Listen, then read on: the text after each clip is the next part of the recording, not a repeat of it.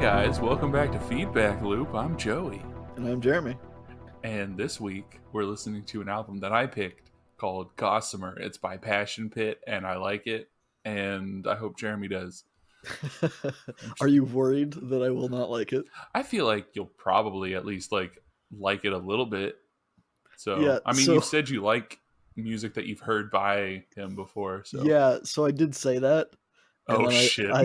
I listened to this for the first time. I'm like, this is nothing like what I've heard.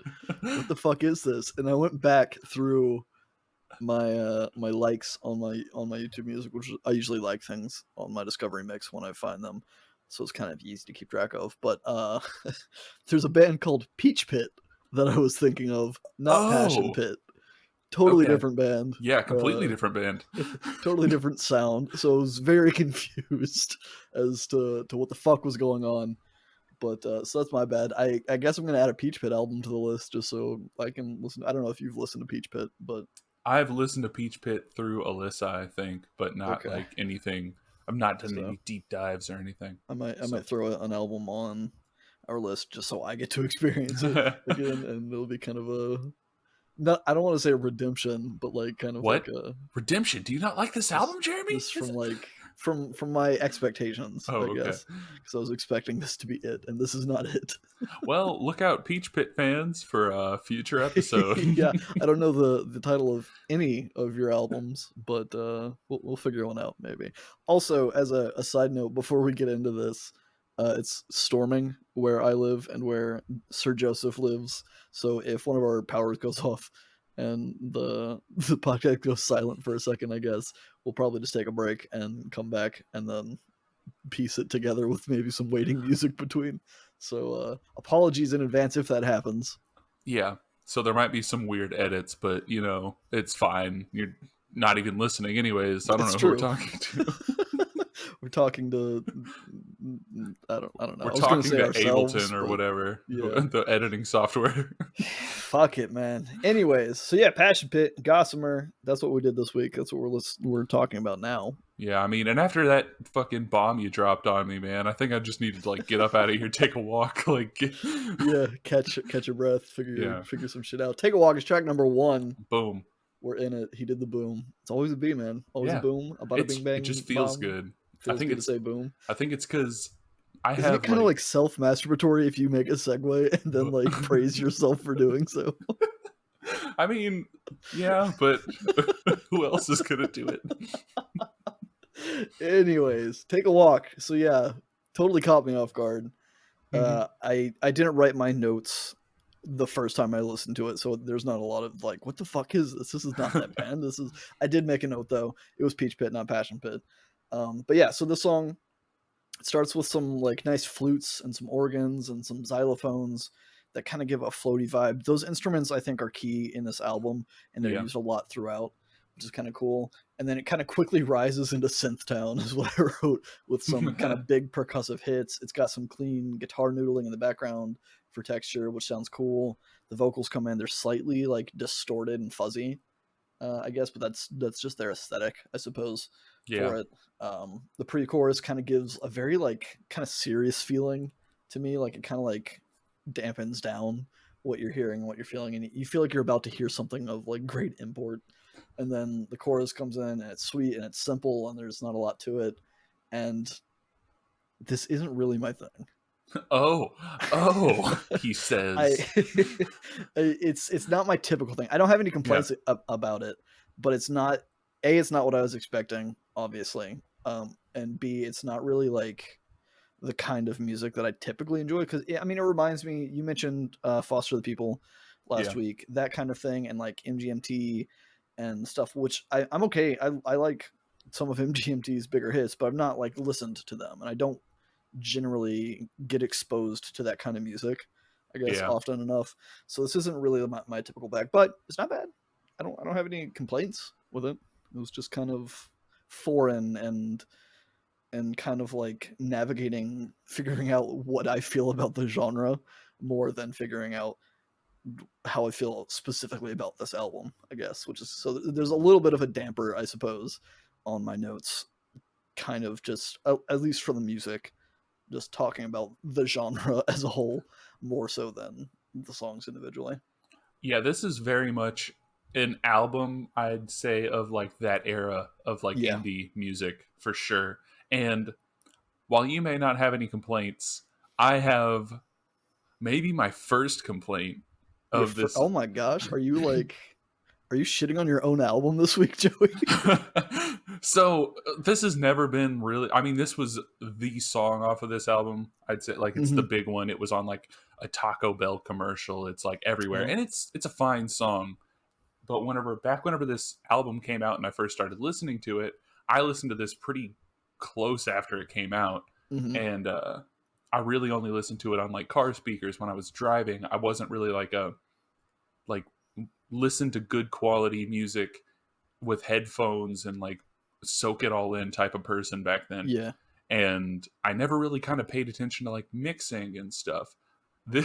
This song in particular, it's not really indicative of the rest of the album. This song in particular, I think that the mixing is not good. Interesting. It's like, so the music, it gets like blastingly loud with the stabs randomly in the chorus that kind of sounds out of place.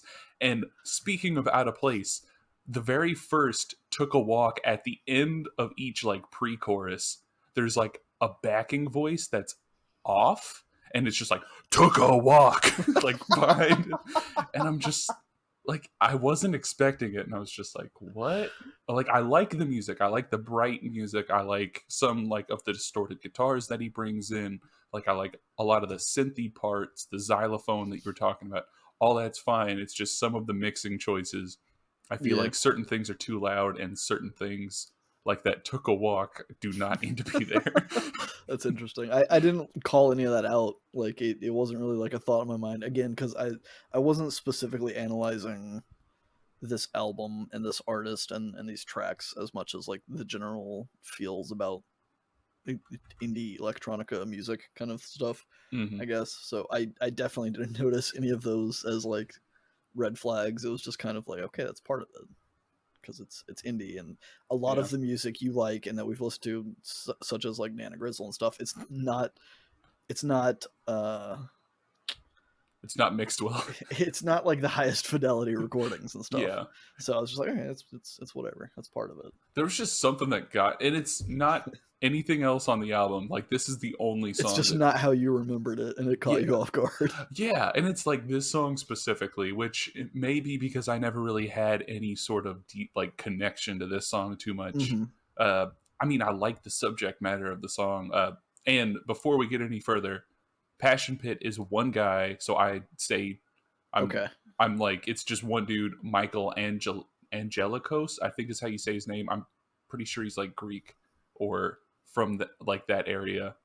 Maybe his ancestors were. Yeah. he is not. He is not. He is the song made me find that out. Yeah, this song is pretty much about how he was born over here, but his previous generations were not. But I like the subject matter of this song. It's about like kind of generational family, I guess, work from like coming from an immigrant family.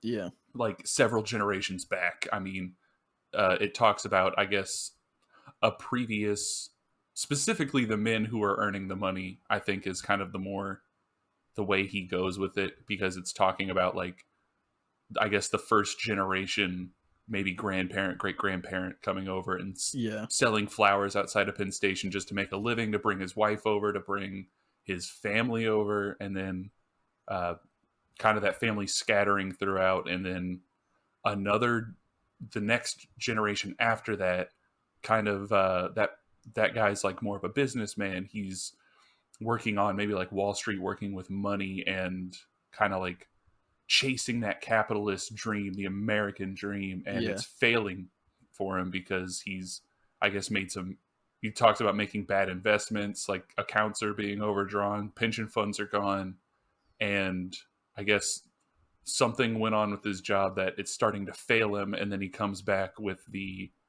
line about, "You see, I'm no criminal," or talking about inviting over the neighbors kind of just to have like a cookout, like keep up appearances, like wanting to look like you're the perfect put together American family.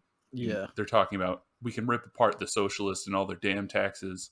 You see, I'm no criminal. I'm down on both bad knees, and I'm just too much a coward to admit when I'm in need. Like, even when he's hurting financially and everything's bad, you still got to keep up those appearances to look like you're Right. chasing the American dream, but the dream is crushing you. So this that's spot on interpretation of the song. I really enjoy that kind of like walking through the generations that got him here. The chorus, however, is he just says, I took a walk, take a Yeah. walk," kind of thing. So I wasn't certain. I felt like he was either feeling burdened by all of the struggles of past generations, and he needs to take a walk to clear his mind of that, or kind of a more interesting take, I think, is that he's kind of already out walking around the city, and he's seeing kind of like signs of prior eras of America, and just kind of like trying to imagine the history and trying to reflect on the kind of thing because of what he's seeing in the city. Yeah. He's already walking around. I mean, I definitely, like, he's talked about it in interviews and stuff. And, but I mean, like, I think he lives on the East Coast, like New York. I don't know if he lives specifically in New York, but just kind of that area where there was a lot of, Right. The Northeast. yeah, like that, a lot of generational, like first generation, second generation, like immigrants from other countries, like European, I guess, and coming here to live the American dream to get, and you can see a lot of that. I'm like, I don't, Yeah. I've never been there. I don't know, but just like from the way it's But you can portrayed, see it yeah, I from can his see, lyrics. yeah, You're but inside it's his just brain.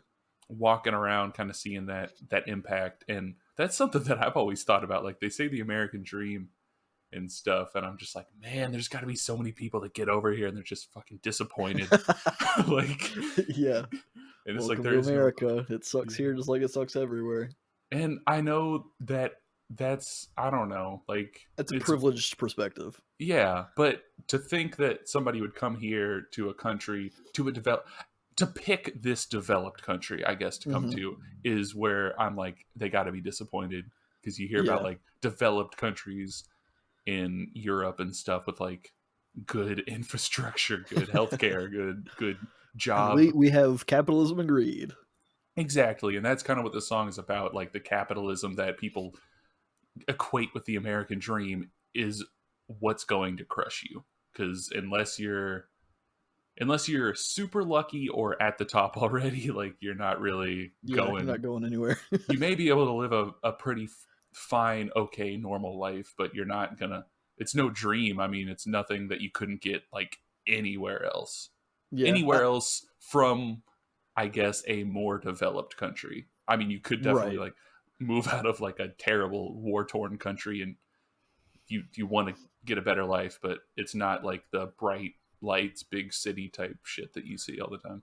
Yeah. I don't know if I'll ever like be able to call myself a millionaire or have capitalistic success within America. I mean, maybe if this podcast takes off, Ooh, remember, just saying. remember. But regardless, I think I'll be all right. Right. Yeah, I mean, I got a normal job. and I pay for my house. I pay for my car. yeah, I'm and good. as long as you're all right, like we're just gonna be fine. Just coasting, listening to track number 2, titled "I'll Be All Right." Nailed Nailed it. it. This one starts with a ton of energy Yeah, in it.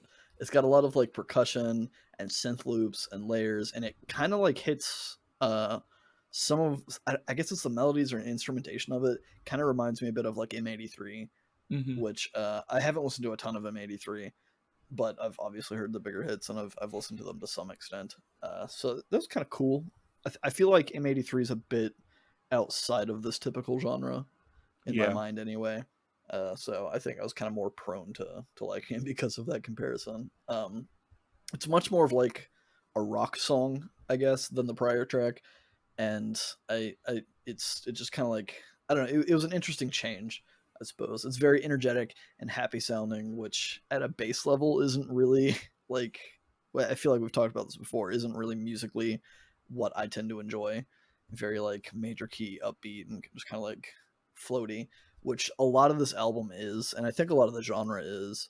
at least from a musical standpoint, and maybe that's why I'm kind of tentative about liking it. But yeah, I don't know. There's a cool breakdown that trims out a lot of the noise and has like a much chiller vibe that I really enjoy. But I don't know if that like sells me on the overall sound of it. Yeah, it is very like bright and happy and upbeat sounding. And as much as that's not what I would usually listen to, I kind of like the aesthetic that they get with these happy, bright sounding songs with Yeah, kind of more depressing or heavier subject like matter whenever they sing. Like whatever the lyrics are about is for usually sure. kind of like, I mean, your typical example, Foster the People Pumped Up Kicks. It sounds like a fine whatever song, and it's about like school shooting issues in Right. America. And that's what like I feel like that's kind of what a lot of this album is, and I think that's what maybe why I'm drawn to it is because I don't typically see a point in happy songs, but that's not to necessarily say I don't like the actual music in happy songs. It's just like I can't relate with a lot of the subject matter, and then maybe this is the tie-in where it's like, Right. okay, I can kind of relate to the subject matter, but they still have happy sounding songs, and I feel like that is a very common theme with like indie music that was released around this time. It was released in 2012 for all you people out there wondering. But yeah, this one, There's so many people listening and wondering when this album was released. maybe one day in like 2 years, somebody's gonna stumble upon like 150 of our episodes and be like, "Holy shit!" Two It's years. some If you're listening to this episode in 2023, leave a comment. yeah. And if you We're talking can, to you, buddy.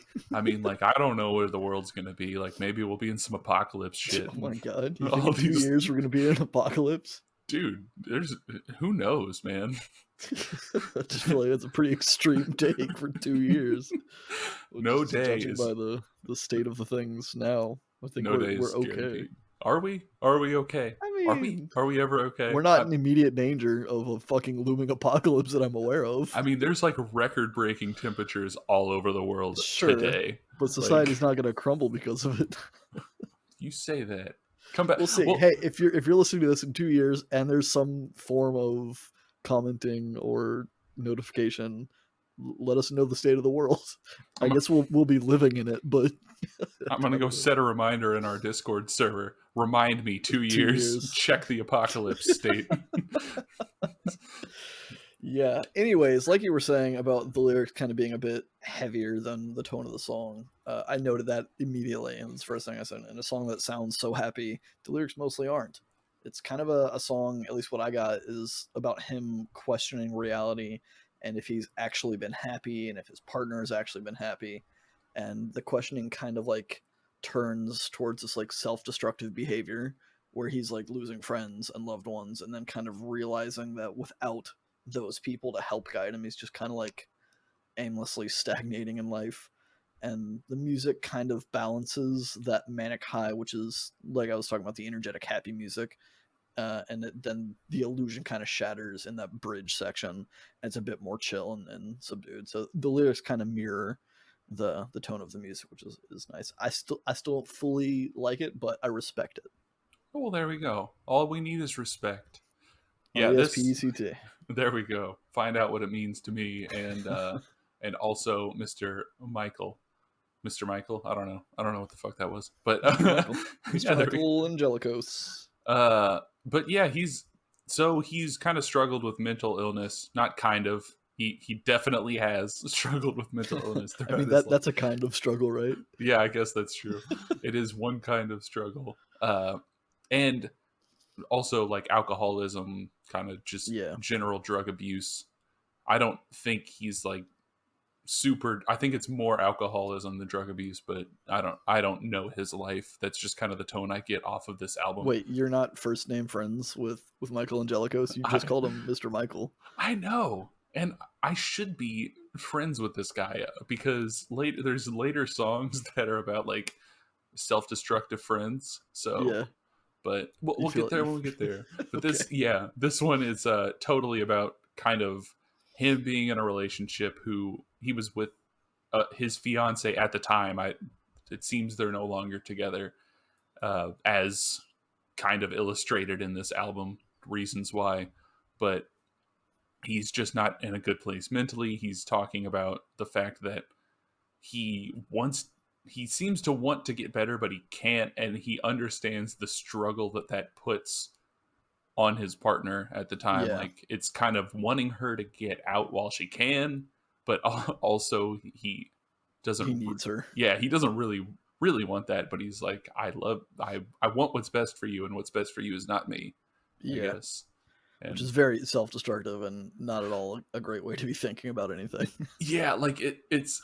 I can understand the thought, but it's like, I know that I'm sure he was trying to get better in any way that he could, but it's like, just, it's self-improvement, and I know it's harder than it sounds, but I don't know, like, just wanting other people to get away from you who obviously love you is usually not the best course of action, but sometimes they get carried totally away with emotions.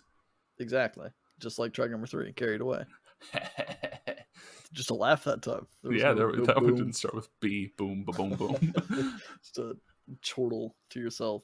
This one, very synthy again. It's not nearly as energetic and manic as the prior track. The verses are pretty minimal musically, and it's just like a beat and some keys for the chord progression. And then there's some backing vocals, which I really love the backing vocals on this album. There's a lot of like oohs and ahs kind of floating around from a female vocalist, some female vocalists, I think. Who knows? But yeah, the chorus gets a bit bigger with what I would call the typical sound of the genre. Is what I've kind of established, at least throughout the course of listening to this album and whatever I'd heard prior. There's a cool synth solo after the chorus. I don't really like the synth bass sound that they use in the song, but it's got a good groove. I just don't like the instrument choice, I suppose, for it. But yeah, all of the backing vocals layered in. I really, really enjoy it. Well, hell yeah, because I like the backing vocals too. It's nice. The oohs and ahs, they're very good. Kind of that layered background ambience. Yeah, I guess some soul to them. Yeah, and one thing that I like about this song, because it starts with like a high synth that almost sounds like a theremin, and I like the bass line in this song, and I mean a lot of the other songs on the album, but it can get a little like, I don't know. I like the melody. I like the groove of it. I just don't like the sound they used for it. I will say there are some things that whenever I was listening to this album on headphones and not on a car stereo, I was like, yeah, maybe it wasn't the best. But like the general music and like orchestration of it, I like. It's just maybe some of the sounds I'm just like, I don't know. Like, I feel like I hear that sound a lot, and it's not the best. Yeah, that's kind of my experience with this whole like album and the genre. Is it's very it.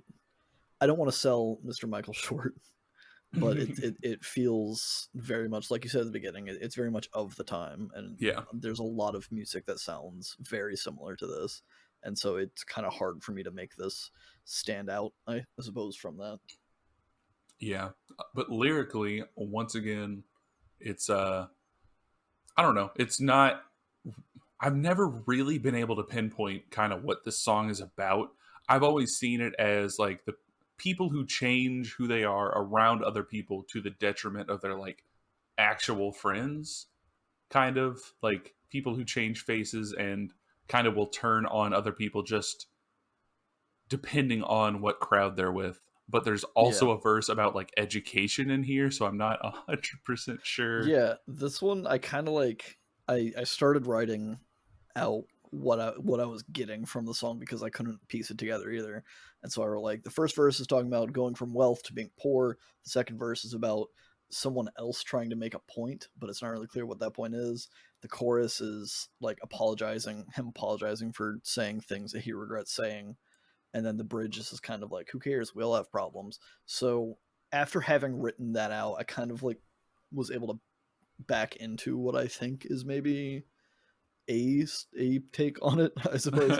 But it seemed like it was kind of a story of him losing wealth. I don't know if he did. The character of the story, I suppose, losing wealth and then meeting new people because he's no longer in those circles anymore, the wealthy circles. Maybe this is kind of just him being destructive of his life, and it's not even actually about wealth, but because he's been drinking, cutting out people, he's losing, life wealth, I suppose. But then he meets new people who he doesn't really like understand, and he kind of has a chip on his shoulder because he came from a better place. So he's kind of inadvertently hurting them by not really considering their perspective on things. And that's kind of like when he's talking about someone else trying to make a point, they're like trying to get through to him. They're like, hey, you came from this place. That place is not where we are now. And things are different down here in the gritty world, kind of a thing. Yeah. I mean, that is that as good a guess as any, because it does seem to be a consistent like theme on the album Yeah. of him kind of just being off in his own drunken state, kind of unaware of his surroundings or the people around him and his effect on them. Yeah. Which He's constantly having conversations with himself and with other people, and kind of analyzing how those conversations, I guess, take hold and what they mean to him. yeah, and then he's just singing this song to himself called Constant Conversations, which is also track number 4 on the album. The setup and the dunk. Boom, Is swish. that the swish? Yeah. You don't swish on a dunk though, right? I mean, it goes through the net. Like, we're not sports people. So. What? This one immediately has a different vibe than the rest of the tracks so far. It's much more like subdued and groovy to me, so I kind of like it. It doesn't have a ton of synths. It has kind of like an older soul or R&B kind of feel to it. It has there's one staple in this genre that really bothers me, and it's been on a couple songs thus far. It's on this one, and it's the chorus being like group sung, where Okay, yeah. where it sounds like there's just like 10 people singing it. And I don't really know why it bothers me as much as it does. It's not specific to this band. It's not even really specific to the genre, but just like it feels kind of artificially setting up your live performances, I guess, in a way, to like have the crowd sing with you in some way, which isn't a bad thing, I guess, but there's something about it that really bothers me. Kind of like the end of that Metric album, the last song, where it Yes, was like exactly. artificially setting up like an arena song. I totally Yeah. get that, because there's like so many, and I mean, even the indie songs around this era that were just like the stomp and clap type stuff, Yeah. where it's like you can tell they just brought it like a bunch of people out of the street to sing the chorus or just layer their own vocals, because they'd be like, Right. yeah, people are going to be screaming this from the back rows whenever we play this at fucking Coachella or wherever we're going to be. Which, I Yeah. mean, cool. Like, that's a fun concert experience. But yeah, hearing it on an album is kind of, it's like, huh. Yeah, maybe that's what it is. Maybe it's just like because I'm not experiencing it live, it feels forced and kind of like cringy, I guess, in that way. And it kind of is forced, because It's definitely forced. they had to make the choice to do that. That's true. But speaking of stomp and clap, there's kind of that in the song with the beat. Since it's a little bit slower, that's kind of how I feel the beat. It's like a little bit of a stomp clap, not like the Mumford and Sons type thing that they're like you would normally associate with that, but it's I don't know, it's got that feel, I guess. I feel like I called that out on a later track, but now I'm looking through my notes and I don't see it. So maybe this was the one. But there's definitely some of that like that boom clap kind of thing going on. Yeah, it's got like a heavily modulated voice coming in over the music at like kind of as a melody, I guess, a little sample type thing intro, and that comes back later in the song. But the music, it's not too big. It's not a lot like there is on other tracks on the album. It's kind of just like a subdued song, but it's still got the heavier lyrical content, I guess. Yeah, and it's kind of the most straightforward lyrically so far, I think, where it's clearly about him kind of being a drunken asshole all the time, and kind of analyzing how that affects his lover, who just wants him to chill the fuck out and stop drinking. Yeah, and just like it's kind of written from the perspective of him when he's drunk and somebody else like trying to confront him to be like, hey, you have a problem. Yeah. and we need like this needs to stop. And it's just kind of because through the song he kind of like exudes this, I don't know if it's confidence or just like lack of caring, where he's talking like it's, I get the idea of like a really drunken like uncle at a party or something, Yeah. that people are trying to be like, look, this is a Christmas party, you need to like sit down, there are children here, like, and that they're just like, whatever, let me tell you this story about like, and they just go on this Right. They like kind of ramble. yeah, and they suck you into their world, and it's like it's tough enough confronting a sober person about an issue, but confronting a drunk person about an issue is just a completely different deal. Yeah. I definitely get that vibe. It's like looking into some sort of mirrored sea and seeing a reflection of the person that you would normally be talking to, and instead you just have this weird warped reflection. Yeah, and I mean, I'm sure he felt that way whenever he wrote track number 5, Mirrored Sea. Fucking killing it tonight, Joey. Dude, you're killing it, man. This one, it's kind of like the opposite of the subdued sound from the previous track. It starts off with a wall of like glassy synth. It's not super loud, but there's a lot of sound, I guess. And Mirrored Sea, I think, is a good kind of descriptor for not only the lyrics but like the sound of the song, because it gets back to a more dancey sound, I guess. There's that glassy synthy sound, and then there's like some cool filtered synth sounds kind of behind the second verse, and most of the rest of the song has kind of that big sound pushing it forward. Mm-hmm. I feel like I said sound like 20 fucking times. Do you like the sound of the word sound? I like the sound of the word sound. It sounds like sand, and sand is next to the sea. Oh my god! And also, you said you described it as being glassy sounding, and sand makes glass, so it's just layers. It's just a big fucking, it's like Shrek again. Are we doing a weekly Shrek reference? Shrek reference. Metalocalypse is out. Shrek is in. Shrek is in. Go watch Metalocalypse. And Metalocalypse Shrek is not out, but yeah, I really like the sound of this song as well. You kind of described it very well. It almost had some like Porter Robinson's Worlds vibes that I was pulling in, which made me like it more. I mean, it's just bias, but yeah. But Porter Robinson's good. Go listen to Porter Robinson. Go listen to Porter Robinson. We're just gonna start listing recommendations every week. That's all it is. But yeah, it's got some cool like spaced out bridge with like some vocoder vocals, which just a cherry on top of the already pretty cool sounding song, I think. Mwah. Chef's kiss. Chef is a kiss. Lyrically, I wasn't so sure about this one either. But I kind of thought that it was about how mistakes you make are easily forgotten for better and for worse. But you still kind of dwell on them. And then I was like, well, in the context of the album, maybe he's just trying to justify all the mistakes that he's made while drunk. And he's kind of mocking the people trying to call him out on it, being like, whatever. Everyone's made fucking mistakes. Why should I be crucified for mine? Kind of a thing. Yeah, that's kind of what I got. And it's like, I see it as like the Mirrored Sea is all of his all of his kind of mistakes like being added, like extra mirrors in the sea, and they're all being reflected back at him, and he's being forced to look at more and more of them as he makes more, but he's just kind of trying to wade his way through it. Like the waves are haunting him, but he's trying to not.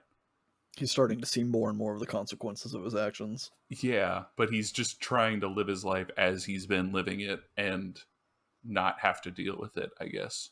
Yeah, he doesn't want to drown in the sea and end up crying like a ghost at night, wailing like some sort of banshee. Yeah. Oh my god. Fucking every time I hear the word ghost, Kids See Ghosts. Go listen to Kids See Ghosts.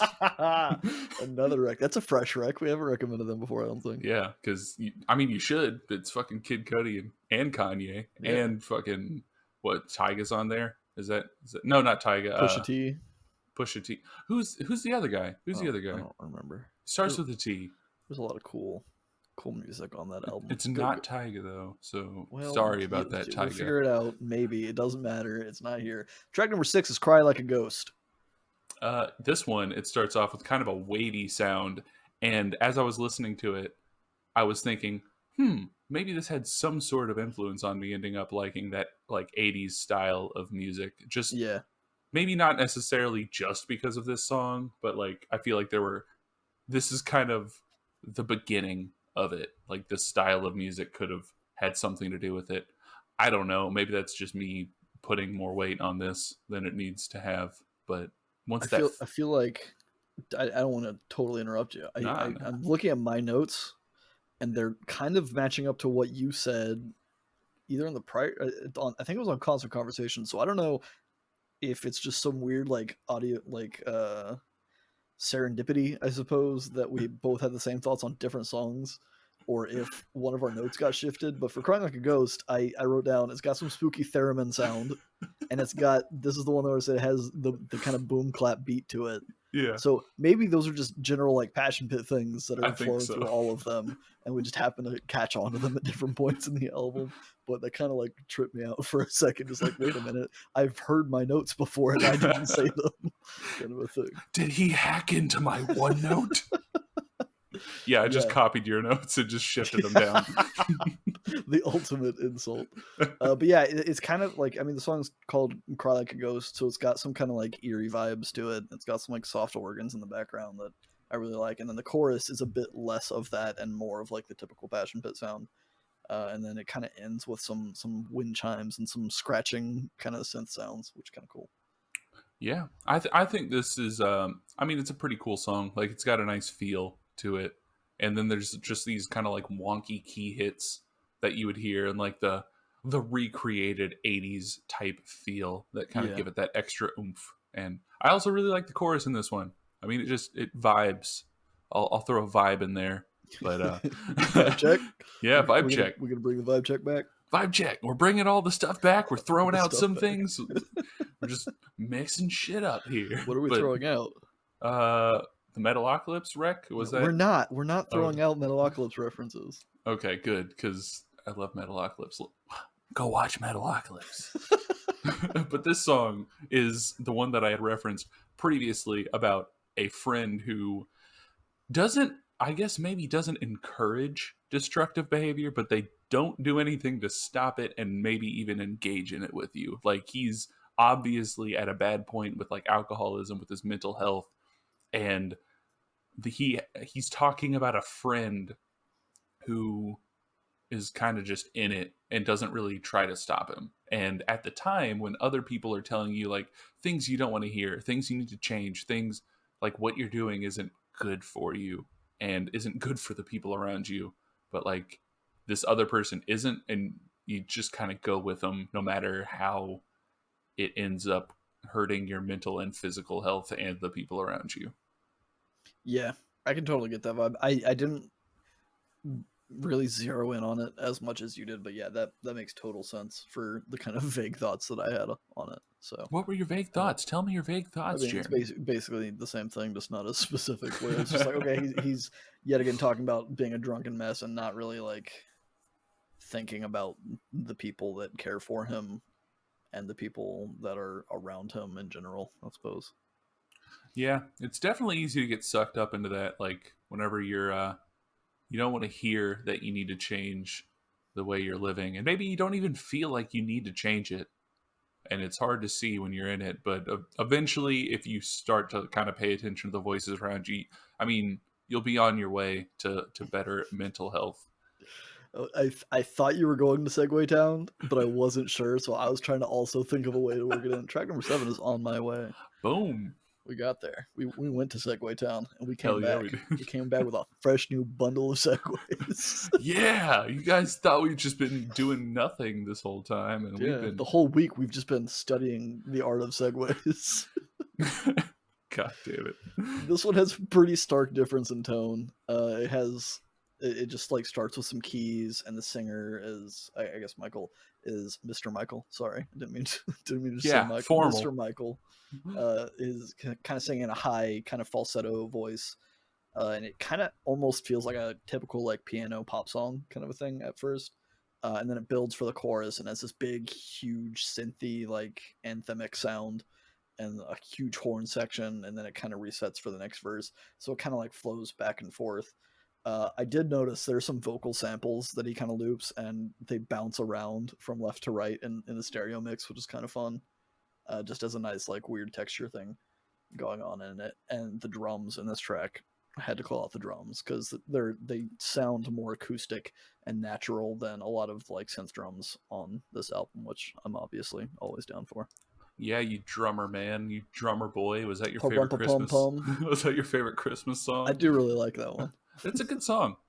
It And is. there's a lot of fucking Christmas songs that are just bangers, man. Are we gonna do a Christmas back loop? We should. Christmas back loop coming December, whenever the closest Monday is to Christmas.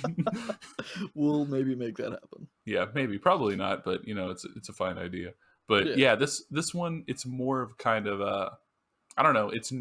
I guess it's more normal than other tracks is how I described it. Which, like, what does that even mean?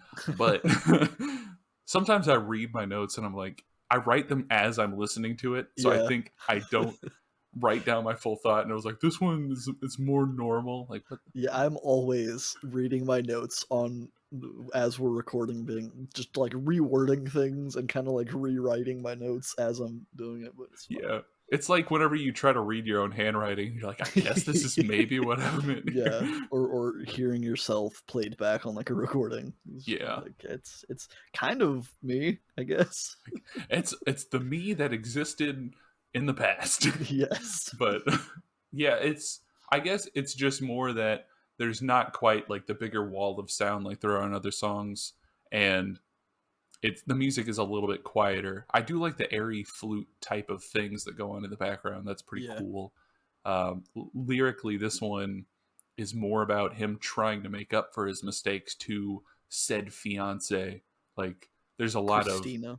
yeah, Christina. I don't know if that's actually her name or if you just thought it was a pretty name. I hope that's her I name. thought that it was just because it rhymed with ballerina, which is the first word in the song. That's kind of what I thought, because I thought I read somewhere that she had a different name, but I don't know. I feel like it's kind of weird to write a song specifically for somebody and change the name unless that Well, person has said, like, I don't want my name in the public eye or something. yeah. Yeah, I don't But know. That is kind of weird. like, especially if you're in his position where he's like, I'm fucking a crazy drunk person and I'm trying to make up for all my mistakes, so I'm gonna write a song for you.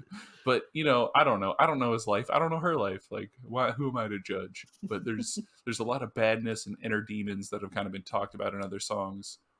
So I guess this is his song that's like, I'm trying to get out of it. I'm on my way out of it, and I'm trying to be better for us. It's a good message. Do Yeah. that, Mr. Michael. Spoilers. Do I don't think he did it. Yeah, yeah.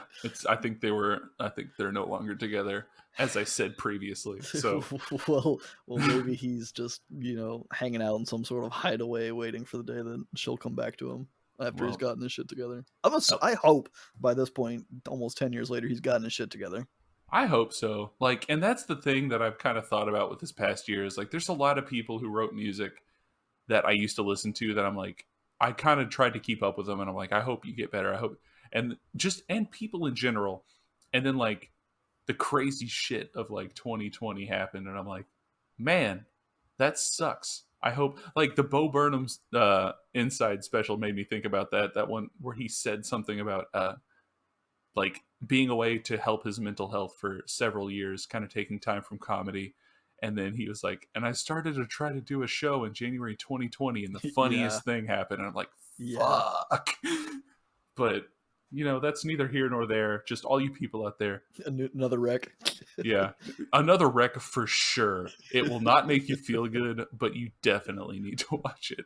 I mean, Bo Burnham Inside. feeling bad feels good sometimes. Yes, definitely. I had to watch it like 3 times because I wanted to get that feel just all the time. But track number 8 is Hideaway. Yeah, you made an excellent segue, and then I just fucking stole it with another wreck. We derail way too often, but the wrecks, the segues are there. You just listen back. We're making them. I promise. Yeah, for sure. This is another one that I really like. I mean, I don't think I said anything about previously really liking it, but like I really like constant conversations. I really like Carried Away sometimes. I really like Cry Like a Ghost, and I really like this song.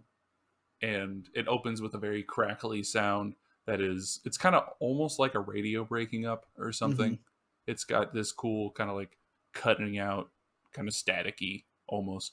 But then the full music comes in with like I don't know. It's got this really, I guess, warbly sound in the background, fronted by some keys. I don't know how else to describe it, but Yeah. it's listen to it, and you'll know what I'm talking about. How New about that? recommendation: listen to Passion Pit's Gossamer. Yeah, listen to the album we're talking about currently. That's my recommendation. But yeah, the music, it doesn't change up too much throughout this song, but I mean, it's good, so I don't need it to change up too much. Yeah, but before I break your heart, I'm gonna talk about the goods. I really like the intro to this track. It's got, like you said, those kind of like scratchy, glitched out sounds and this like sea of synths echoing into the night, and it kind of like musically, I was picking up some themes. Maybe I was looking too far into it, but it kind of felt like it was maybe a reprisal of "On My Way," which is the track that just ended. So it's kind of like a transitional period, and then the song kind of starts, and I, I don't know. It kind of felt this more so than other tracks on this album felt kind of generic, with like the piano and the bass line sounding so much like other songs that I had heard from the genre, which is kind of a shame because how much I really liked the intro. The chorus comes in. It has some great vocal harmonies, so I'm all about that. It feels really great in stereo.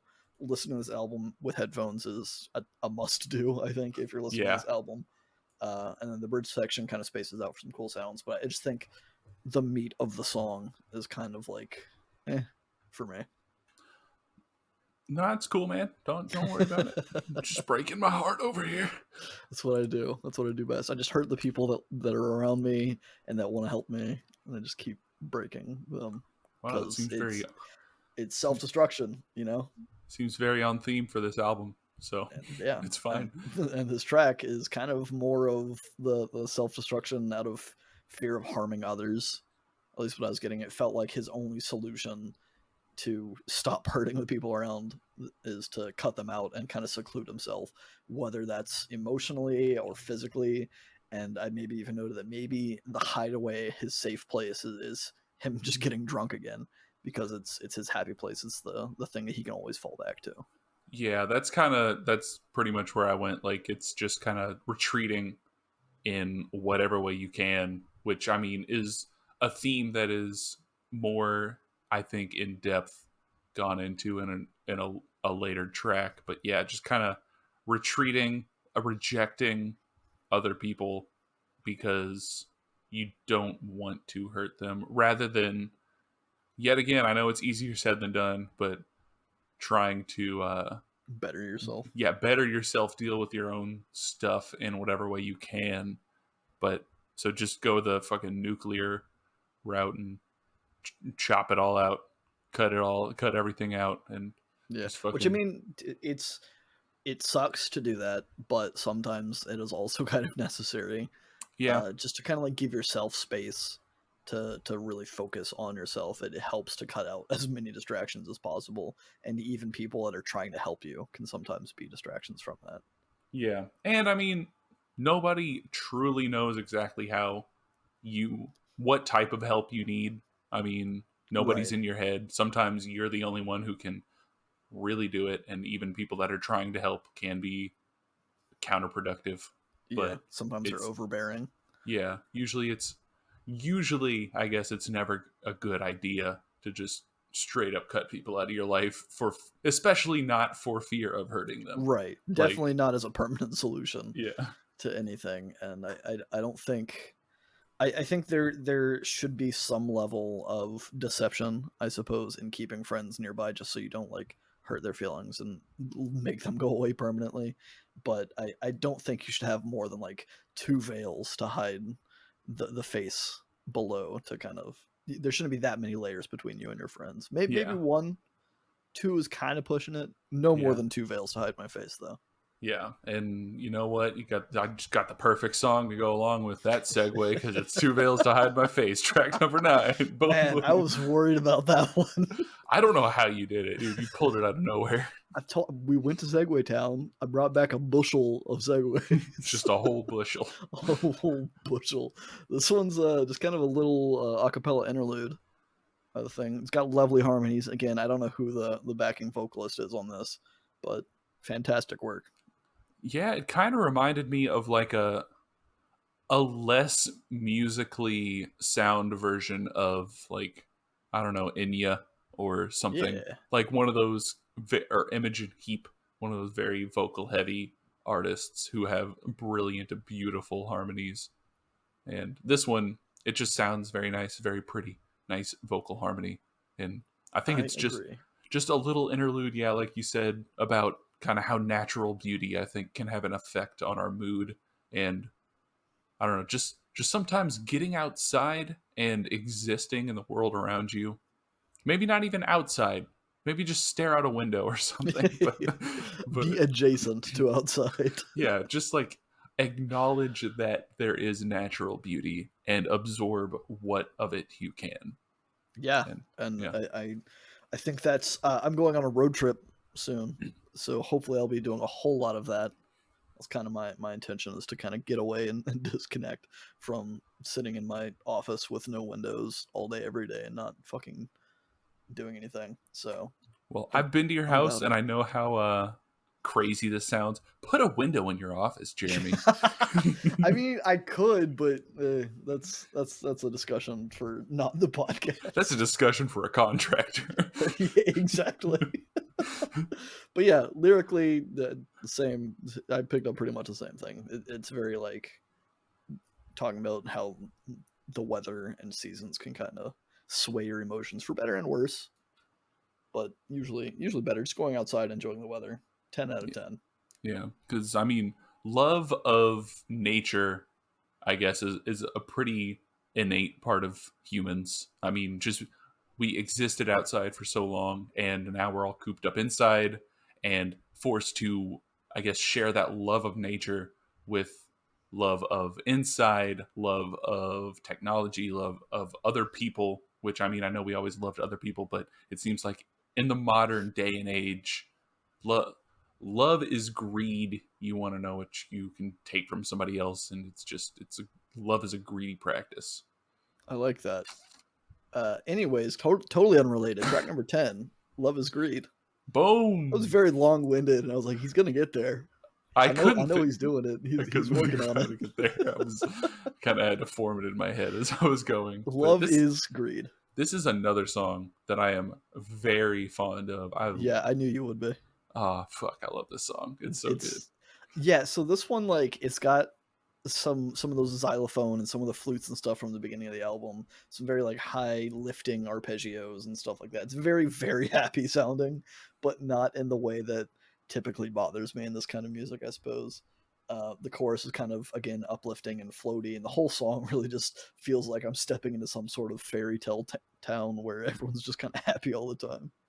Yeah, it's like almost too happy, which is like Yeah, it's like an I almost unsettling amount of happy. yeah, because it starts off with it sounds like a music box or Yeah, a like I don't know, just very bright and night. It's like all these little like flutes, and you feel like you're walking into some sort of Disney forest or something. yep. Don't copyright strike me, Disney, please.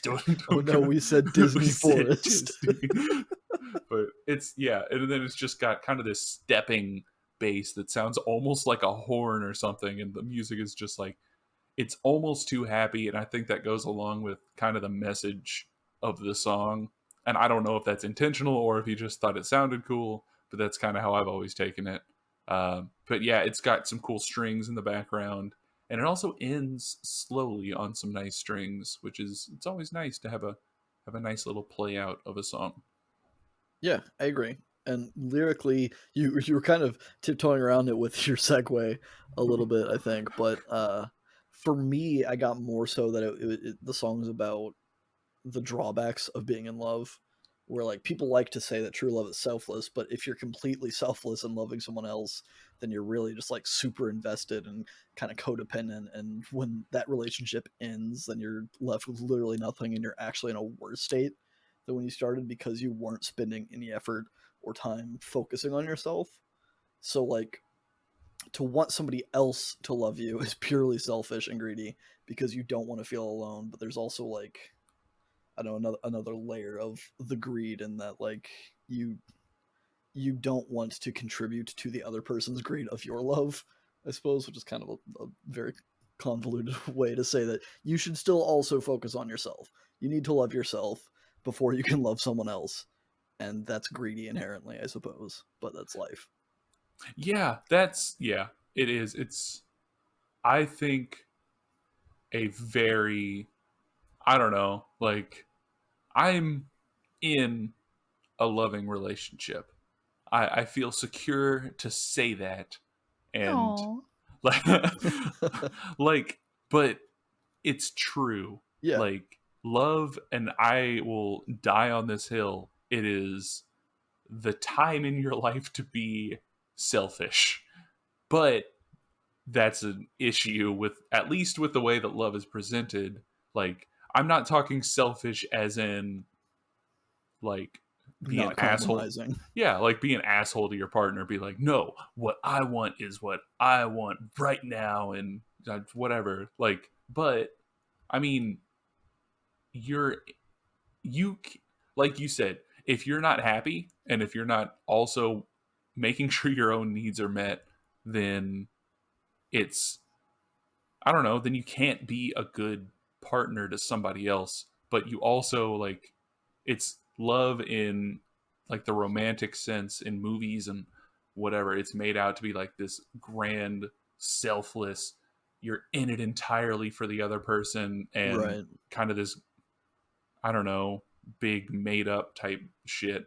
But then in real life, it's like it can't be that because if it is like that, it doesn't work or you're not going to be happy. And if you're not happy, either the other person in the relationship is probably a shitty person that's walking all over you or they're not getting what they actually want or need out of the relationship. Yeah. And it's, I don't know, it's tough.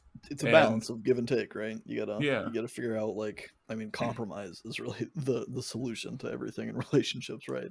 yeah, So like it and that's in all aspects. Again, it's you have to love yourself as well as your partner, not yeah. just your partner. I think I'm just very fond of songs that are critical of love I agree. because songs they just spent so long just building it up and it's like okay yeah love is cool and it's great but But like that's not real. yeah like it's a good feeling whenever it works but there's also a shit ton of work that goes into it like Yeah. it's not just this like everything falls into place and you hold a boombox outside of a girl's window and she runs out she's like Wait, oh my is god that why I'm still single? I've gone to so many windows holding boomboxes and no girl has just thrown themselves at me. all I've been doing is collecting restraining orders this whole Exactly. time Exactly. Man, maybe I should take a hint somewhere. I don't know. yeah It's not my fault. I'm happy to yeah just be out and sharing the love that I have for these women. maybe if the song you were playing on your boombox was track number 11 then they would follow you home, I guess. Oh, you mean it's not my fault? I'm happy? Yes, because that's the name of this track, in case that wasn't clear. It's Yeah, not my fault, I'm happy. indeed. And so how do you say it? Do you say it's not my fault I'm happy or it's not my fault I'm happy? See, Cuz I in think there's this, a distinction there. there is a distinction, and I think the name is wrong. Wrong. I think that the way it's written, because written with the comma, it sounds like it's not my fault, I'm happy. Yeah. But in the song, he says it as like, "Hey, it's not my fault. I'm happy." Like don't Like, blame me for yeah, me being happy. yeah, but maybe not. I don't know. Maybe I took it the wrong way. Who knows? I mean, I don't know. I think it could be argued either way. Like saying it's not my fault, I'm happy is kind of like excusing yourself. Well, I don't know. I don't know. That's semantics, I guess. Yeah, Not really relevant, I suppose. The song has some like churchy organ and this kind of like gibberish vocal loop that I really like. And the beat kind of starts building with some more like reversed sounding samples and some keys. And it adds a synth bass and some more synths. Just there's layers and layers of synths on this one. so many Uh, synths. the song has a feeling of like finality to it. Like it felt like this was the end of the story, but there's also Yeah. another track after this one, so I was like, I don't know how that's going to resolve. But yeah, the chorus doesn't really stand out to me. It kind of feels more of the same at this point. It's not bad. It's just great, or it's just not great. It's just great. It's just great. It's just great. No, it is what it is at this point. I do like the overall feel of the track, and it has a nice stripped down bridge that doesn't do anything too crazy, but I like it. Yeah, I like the bridge mainly because it's like I guess the emotional climax of the song, where like lyrically the song to me seems to be about his lifelong struggle with his mental health. He's said like that he's bipolar, and I'm not gonna doubt him based off of the crazy shit that he's talked about on this album, Yeah. or just that I've read about it in interviews. But like this is more kind of how I guess his family has handled it. Like he felt like not getting the support that he's wanted. He wants to just kind of live his life, take care of his mental health, and like he's happy doing what he wants. And I guess in this song it's like talking about how it feels like either that's not good enough, or like the mistakes that have led him here like have resulted in him being able to live a life where he's happy, but there's still past stuff to reckon with that people are holding against him. And if that's the case, like, yeah, but it's, I don't know, it's just like, it seems to me essentially like he's saying, I'm happy at this point. Like, I don't know what else to tell you. I'm living a life in which I feel like I'm doing what I need to be doing, and I'm happy, and I enjoy it. And I don't know what you all want from me or what Yeah. you're holding against me, I guess. Yeah, it kind of like I kind of got a similar vibe, and that he's kind of like reluctantly accepting that he's better off alone and focusing on himself, kind of thing, because that's the only way he knows that he can make himself happy, Yeah. instead of suffering through a relationship of lows and stuff that he doesn't want to deal with. So good for him, I say. If he, as long as he's happy, it's okay. I mean, I guess there's an asterisk there. As long as he's happy and not harming someone else, Yeah. then good for him, kind of a thing. So Yeah. just be happy, Live man. live your life, man. Like we said, I hope you're doing fine now, or at least as fine as you can be doing. So Yeah. hopefully you found where you belong. That's really what I want. Yeah, hopefully we all find where we belong. Yeah.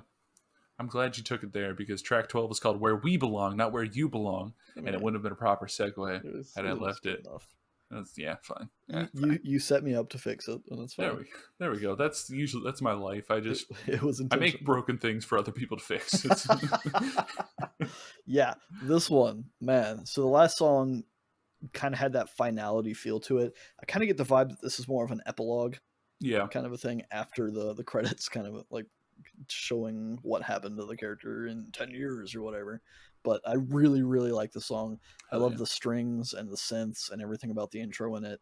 That just kind of like gives me the vibe of floating away into the sky, and just the vibe of everything on this. There's some like very staccato string plucks that come in, very nice touch. The chorus has some really cool sounds, and just I think this is the pinnacle of the album for me musically.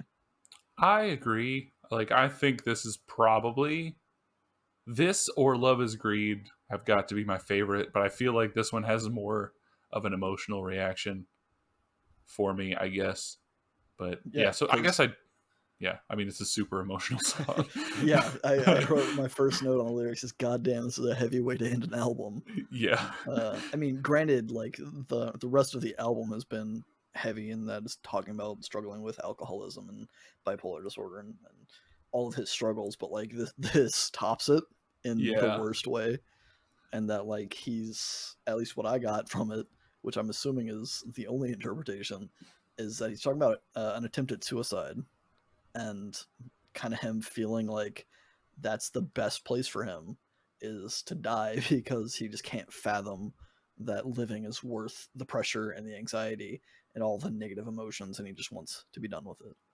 Yeah, this song is about his actual suicide attempt, and like where he says Gabriel in the second verse, I guess at the end of it, Mm-hmm. uh he has talked in interviews about having a hallucination, like he took too much of his meds, and I mean just Cut himself cut up. himself in a tub, Yeah. and he saw an image of Gabriel, an angel, like coming towards him, and that's kind of like his moment. And then I guess he was talked out of it or something, but he ended up taking like walking himself to a hospital and was kind of just like covered in blood, passing out. And this song is kind of about I guess, that moment where he saw the other side, perhaps. Yeah, like he saw the other side, or he found, like, whatever was said to him in this hallucination convinced him to stay and gave him some sort of purpose, I guess. Like, Yeah. he found a place where he belongs. Like, that's, like, he found a place where he needs to be in life, and it gave him the strength to keep on going. It's a much more optimistic interpretation than what I had. Yeah. Where the place where he belonged, he thought was dead. Yeah. Don't fucking kill yourself. We say this so often, in fact, that I have the number. If you're thinking of killing yourself or harming yourself, the National Suicide Prevention Lifeline, give them a call. It's 1-800-273-8255. I'm going to start trying to use that number as much as possible whenever we're talking about suicide, because it's fucked. Don't kill yourself. Yeah. Please don't, because Passion I don't Pit, care who you are or what you're dealing with. Don't do it. Yeah, Passion Pit's made much more music since then, and we wouldn't be graced with that. Not to flip this in a selfish way, but like, think what you can do. Think there's never a point where you can't go on living your life. Bounce back from your lowest to get to a better place. You can't just keep living in the lowest. And better alternatives than killing yourself, because like getting help. Yeah, like, nothing can get better, I guess, if you just end it. It's true, but you're ending your life on the lowest possible note, which is sucky. Yeah, you deserve greatness. And you know what else we deserve? To know what Jeremy either thought of this album or what he picked next week. I mean, I feel like my thoughts on this album overall are pretty clear. It's not really my thing yet. Maybe and you it has hate potential it. to. I don't hate it. It's just not my genre. I think it's kind of out of my wheelhouse and out of my comfort zone, which is fine, because that's kind of the point of this podcast, is to get exposure to things that we don't normally have exposure to. But next week, I've picked an EP, and it was just kind of a short little, hopefully it'll be a shorter episode than this one and the one prior where we talked for an hour and a half about Jesus. But it's the Year of the Rat EP by Softcult. I don't have my notes up, so I was making sure that I didn't get it wrong. But yeah, Year of the Rat, Softcult. It's something that I found this year, and I was like, I really like the sound. I think Joey might like the sound, so we're gonna put it on the list. And I put it on the list, and now we're doing it. It's as simple as that. It has nothing to do with Passion Pit. Yeah, at least not intentionally. Well, I'll find whatever through line. I'll make sure that's gonna be my goal. Is to connect everything now. Yeah. You're gonna be like that one picture of Charlie from It's Always Sunny in Philadelphia, where Pepe Sylvia. Yeah, exactly. I've not seen that show, so well, you need to, because it's good. I like it. So that's another rec we're gonna squeeze in here at the end. Yeah, It's Always Sunny. Go watch it. Leave us some comments of how you feel about It's Always Sunny in Philadelphia, and also this album from Passion Pit. Or if you're having negative thoughts and you want someone to talk to, leave us comments. Send us a direct message, and we'll try to be as responsive as possible, because slide in our DMs. Yeah, take that shit seriously. And again, the number for Suicide Prevention Lifeline, 1-800-273-8255. Stay alive. Stay in our feedback loop. Bye. But see you next week, though.